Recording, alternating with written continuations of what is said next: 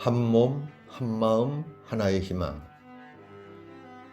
사랑하는 형제 여러분, 여러분이 부름받은 성소를 결코 잊지 마십시오. 예수님과 처음 만났을 때를 잊지 마십시오. 여러분 자신이 아마도 부모님에 의해서 또는 할아버지나 할머니에게서 또는 교리 교사나 선생님에게서 첫 복음 선포를 받았을 때의 그 기쁨을 잊지 마십시오. 끊임없이 기도하십시오. 끊임없이 서로가 서로를 위해 기도하십시오. 기도로 서로 지지해 주십시오. 그렇게 할 때에 예수님께서 여러분이 나약함을 지니고 있어도 여러분을 통해 모든 민족 앞에서 어떻게 놀라운 이적을 이루시는지 보게 될 것입니다. 악에 대항하여 그리고 교회 목자들을 위하여 사람들 한가운데 있는 한 사람, 하나님께 선택받았음을 느끼는 사람, 기도의 사람, 이것이 주교의 힘입니다. 집요하게 고발할 거리를 찾는 자들이 곱비 풀린 듯 주교들에게 강력한 분노를 쏟아내는 듯한 요즘의 일을 기억하는 것이 좋습니다.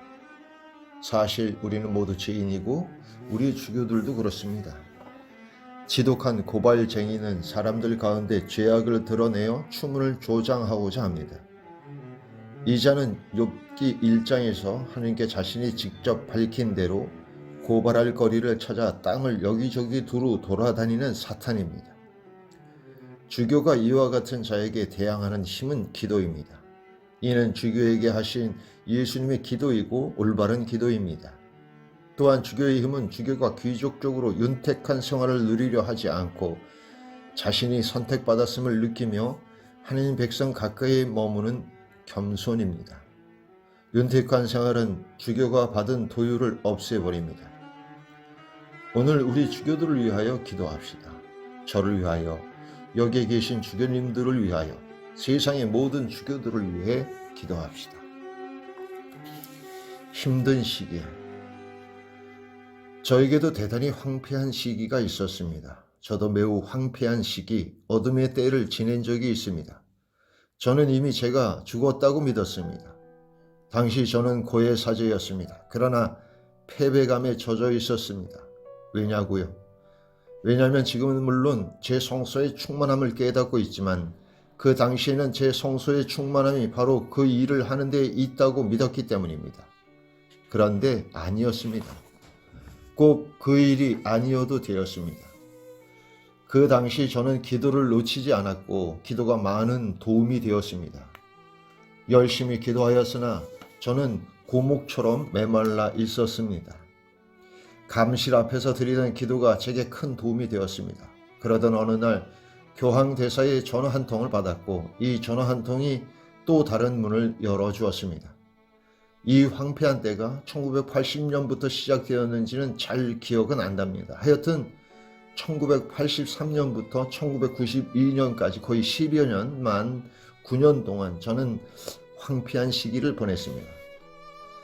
그러나 이 시기가 끝날 무렵에는 기도할 때 매우 평화로웠습니다. 저는 무슨 일이 생길까 하고 저 자신에게 되묻곤 하였습니다. 이제 마음의 평화를 찾으면서 제 생각이 달라졌기 때문입니다.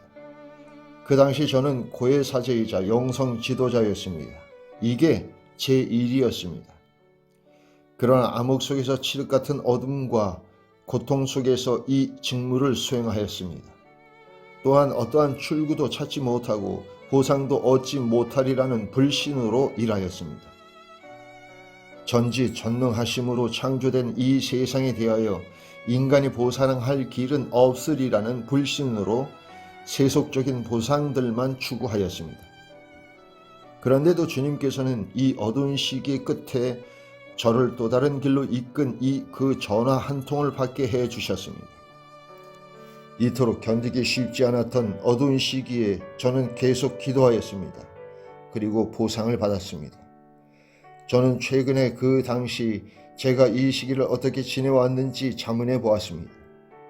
2013년부터 저는 무슨 일이 일어났는지 깨닫지 못한 채 주교 직무를 계속 수행하고 있습니다. 그러면서 그냥 이렇게 계속 말하고 있습니다. 당신께서 저를 이곳에 데려다 놓으셨으니 당신께서 알아서 해 주십시오. 시련 속에서 아버지께 드리는 기도. 예수님께서 순환 중에 아버지께 기도하신 말씀에 대해 묵상해 봅시다. 그 첫 기도는 최후의 만찬 이후에 이루어집니다. 예수님께서는 하늘을 향하여 눈을 들어 말씀하셨다. 아버지, 때가 왔습니다. 아버지 아들을 영광스럽게 해 주십시오. 아버지, 세상이 생기기 전에 제가 아버지 앞에서 누리던 그 영광으로 이제 다시 아버지 앞에서 저를 영광스럽게 해 주십시오. 예수님께서는 영광을 청하십니다. 순환을 앞둔 시점에서 역설적으로 보이는 청혼입니다. 어떠한 영광입니까? 성경에 나오는 영광은 하느님께서 당신 자신을 계시하심을 가리킵니다. 이 영광은 사람들 가운데 계신 하느님의 구원의 현존을 보여주는 탁월한 표징입니다. 이제 예수님께서는 하느님의 현존과 구원을 결정적으로 드러내 보이시는 분이십니다. 예수님께서는 파스카 안에서 이를 수행하십니다. 십자가 위에 들어 올려지시어 영광을 받으십니다. 그때 하느님께서는 결정적으로 당신 영광을 드러내십니다. 하느님께서는 가려져 있던 마지막 너울을 치우시고 예전에는 전혀 없던 방식으로 우리를 깜짝 놀라게 하십니다. 실제로 우리는 하느님의 영광이 전부 사랑임을 알게 됩니다. 순수한 사랑, 어리석고 상상할 수 없는 사랑입니다. 모든 한계와 잣대를 초월하는 사랑입니다. 형제자매 여러분, 예수님의 기도를 우리의 기도로 삼읍시다. 아버지께 우리 눈에 가려진 너울들을 치워주시어 우리가 이 성주간에 파스카 십자가에 못 박히신 그분을 바라보면서 하느님께서 사랑이심을 깨닫도록 해달라고 간청합시다. 하느님을 아버지가 아니라 주군으로 생각하는 경우가 얼마나 많습니까? 하느님을 자비로운 구세주가 아니라 엄한 재판관으로 생각하는 경우가 얼마나 많습니까? 그러나 하느님께서는 파스카를 통해 그 괴리를 없애시고 우리의 사랑을 요구하는 사랑의 겸손으로 당신 자신을 드러내 보여주십니다. 이처럼 우리가 모든 일을 사랑으로 실천하며 살아가고 모든 것을 마음으로 하느님을 위한 것으로 수행할 때 우리도 하느님께 영광을 드리는 것입니다. 참된 영광은 사랑의 영광입니다. 사랑의 영광만이 세상에 생명을 주는 유일한 영광이기 때문입니다. 물론 이 영광은 세상의 영광과는 정반대입니다. 세상의 영광은 존경과 친송과 찬사를 받을 때, 곧 내가 관심의 중심에 있을 때 오는 것입니다. 그러나 하느님의 영광은 역설적인 것입니다. 아무런 갈채도 없고 아무런 청중도 없습니다. 그 중심에 나가 아니라 다른 분이 있는 것입니다. 파스카를 통해 우리는 실제로 아버지께서 아드님을 영광스럽게 해주시고 이와 동시에 아드님께서는 아버지께 영광을 드리시는 것을 보게 됩니다. 어느 누구도 자기 자신을 영광스럽게 하지 못합니다. 우리는 오늘날 이렇게 스스로 물어볼 수 있습니다. 나는 어떠한 영광을 추구하며 살아가는가? 나 자신의 영광인가? 아니면 하느님의 영광인가? 다른 이들에게서 받기만을 바라는가? 아니면 또한 다른 이들에게 주기를 바라는가? 최후의 만찬 뒤에 예수님께서는 겟세마네 동산에 가십니다. 여기에서도 아버지께 기도하십니다. 제자들은 깨어있지 못하였고 유다가 군사들을 끌고 들어닥치기 전에 예수님께서는 공포와 번민에 휩싸이기 시작하셨습니다. 예수님께서는 배반과 멸시와 고통과 실패가 당신을 기다리고 있기에 온갖 번민에 시달리십니다. 이는 슬픔입니다. 그리고 거기에서 예수님께서는 시면 속에서 그 번뇌 속에서 아버지를 향하여 가장 부드럽고 아름다운 말을 건네십니다. 아빠, 아버지를 부르시는 것입니다. 이 시련 속에서 예수님께서는 우리에게 아버지를 온전히 받아들이는 법을 가르쳐 주십니다.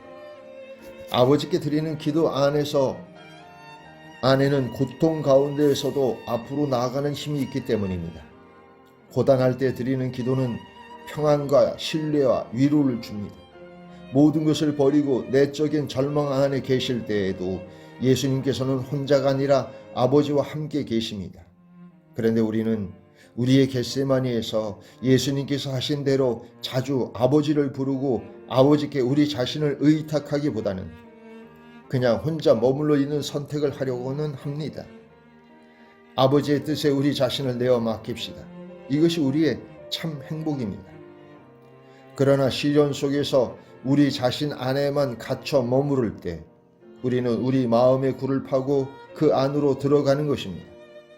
이 슬픈 내면의 통로는 오로지 한 방향으로만 나아가 우리 자신 안에 계속 더 깊이 파묻히게 만드는 것입니다. 더 큰 문제는 슬픔이 아니라 이 슬픔에 대처하는 방법입니다. 고독은 출구로 나아가는 길을 제시하지 않습니다. 그러나 기도는 출구를 일러줍니다. 기도는 관계이기 때문입니다. 기도는 믿고 맡기는 것이기 때문입니다. 예수님께서는 아버지께 모든 것을 맡기시고 당신 자신도 온전히 의탁하십니다. 아버지께 당신의 감정을 알려드리고 싸움 중에도 아버지께 의지합시다. 우리는 과거에도 현재에도 미래에도 저마다 자신만의 겟세마니를 가지고 있습니다. 우리가 우리 자신의 겟세마니로 들어갈 때 이 점을 기억합시다. 우리가 우리의 겟세마니로 들어갈 때 장차 들어가게 될 때 아버지 하고 기도하는 것을 기억합시다.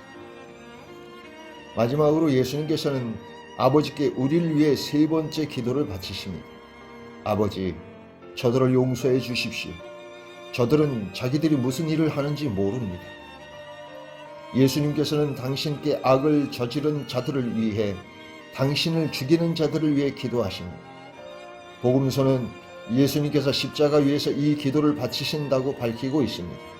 아마도 예수님의 손목과 발에 못이 박히는 가장 심한 고통의 순간이었을 것입니다. 이 고통의 극치에서 사랑이 정점에 다다른 것입니다. 용서가 옵니다. 용서는 악의 고리를 끊어버리는 무한한 힘을 지닌 선물입니다. 사랑하는 형제 자매 여러분, 우리는 이 성주간에 주님의 기도를 드리면서 다음과 같은 은총들 가운데 하나를 청할 수 있을 것입니다. 우리가 날마다 하느님의 영광을 위해 살아가는 은총, 곧 사랑으로 살아가는 은총, 우리가 시련 속에서 아버지께 의탁하고 아버지께 아빠라고 말할 수 있는 은총, 그리고 하느님과의 만남 안에서 용서와 용서할 용기를 얻는 은총입니다. 용서받는 것과 용서하는 용기는 늘 함께하는 것입니다. 아버지께서는 우리를 용서하실 뿐만 아니라 우리에게 용서할 수 있는 용기도 주십니다.